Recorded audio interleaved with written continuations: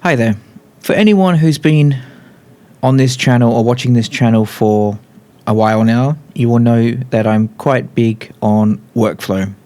I find it equally as important as, the new kick technique or the new ultimate baseline technique.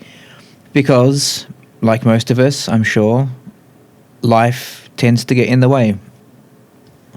So if you're like me, there's nothing that I like more than just sitting in my studio all day and just making music. But unfortunately, life gets in the way, and that isn't the case. But there's also a desire to actually finish tracks. I'm sure some of you or most of you know the pain of working on a project that's 12 months old and still getting nowhere with it. Or I know people that have got the same track they're working on for 2 or 3 years, and I've done the same thing. I've been in the same boat, but frankly, that's ridiculous. So there needs to be a way to not only measure how much time you're spending on a project, but to improve it.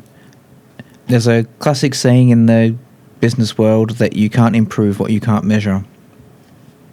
So with that in mind, I introduce you to HOFA Project Time.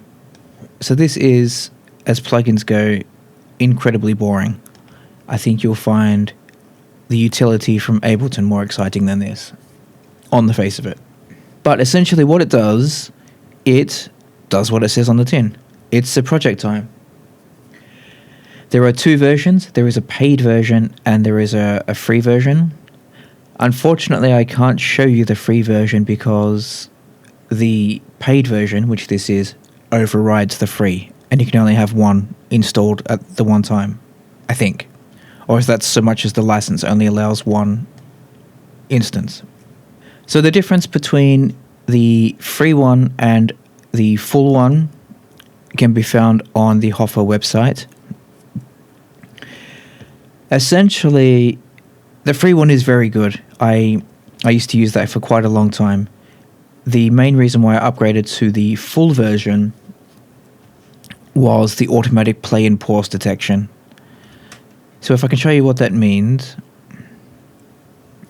Essentially, this transport starts and stops when the transport is going, or when audio is playing, but I prefer to use the transport.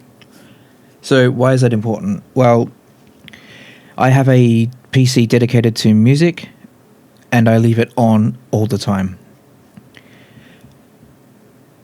I like to have a project up, generally open, so that when I get a spare 10 minutes or 20 minutes, I can actually come and then start working instantly. But the problem with the free one in this scenario is that the clock was always counting. So that just wasn't, I would never get accurate reading. Because when I went to bed, suddenly you'd have 6 or 7 hours added to the time. So now, as you can see on screen, this track or this clock is paused, and when I press play, you can see it starts to tick over. So what does this show? This shows in this project, so far, I've spent 24 hours on it. So as I said at the start, is that good or bad? Well, who knows? You need to have a benchmark. The benchmark that I had originally at the very start for when I started using this plugin was 120 hours. The first 2 projects that I completed after installing this, I was spending 120 hours on that. So let's say I get 2 hours of music time a day, and let's say that's every day of the month. That means I spend 60 hours a month making a track. That's assuming also that it's 100% dedicated to just that track, and it also assumes that I'm 100% productive in that time. It means that there's no searching for inspiration. It means I come in and just put the part down immediately. Now, obviously, that never happens. So what that implies is that I'm taking 2 months up to 3 months at best to create a track. Now, that's just not where I want to be. I want to get to a level where I'm doing one a month, or maybe every 6 weeks. So that is double the speed. So what I need to do then, I need to get this time down to around 50 hours is my goal. So what I do is I install this plugin as the very first, well, it's part of the template. So as soon as I create a new track, it's automatically loaded in the template and it's automatically zeroed out. And then I go along and I don't really monitor it, but once the project is finished, or occasionally I open it up and see how long it's gone. Let's say I finish this track and it's 60 hours. Then I know that I'm getting better, and maybe that's because of my techniques are getting better or my workflow is getting better. But without this, I would never have that visibility. I would complete a track in another 120 hours and I'd say, yep, that's how long it normally takes me. Yep, so fine, I'm happy with that. But no, I want to, as I said, I want to finish one every 4 to 6 weeks. And I need the way to measure it, and that's where this comes in. There are other functions to the paid one also. Time left, so you can set a budget for how much time you want to spend. I don't think I'd ever use that. Money made, which if you make sidetrans, I think that's just laughable. So let's consider that a little joke that HOFA are putting in. But then we have things like logs. And to be honest, I don't use it. I don't use this, but I can really see how it's useful.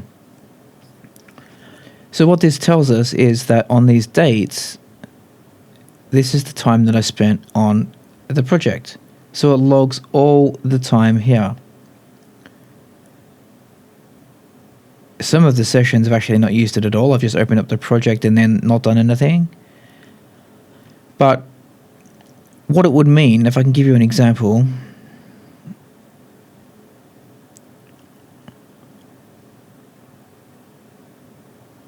you can go back here and you can say, look, in December, I worked on it on the 29th. And then, well, on the 20th, I opened it again. But later in the day, I did some more work on it. So that is basically 2 months or 7 weeks that I didn't work on this project. Now, that's because of motivation, I guess. It's also because of, the New Year period. So that's part of the reason why the project's taken so long. But I think it's really, really great to have that transparency of how much time you're spending on it. It really, really helps. Then you've got some other options in here as well. So you've got transport, as I said, audio, and then you can save all your log files. Plus just different preferences here for how the time is displayed. You can create a logo or add a logo, but I think that's just stuff in the paid version that I would never use. The only reason why I paid for it is for the transport function. But as I said, you don't necessarily need the paid version. I would highly recommend you download the free version and put it on and just monitor for yourself. Just see how long a project is taking. Make a note of that, and then when you start your next project, try and improve on that. Obviously, you want to improve the quality at the same time, but if your previous project took 50 hours and the next one took 70, well, I would be investigating why that was. Maybe you're dramatically trying to improve the quality and working on new techniques, which is fine.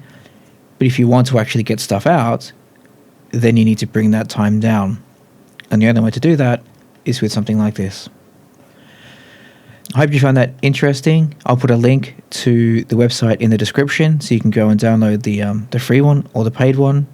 And let me know what you think. Thanks. Bye.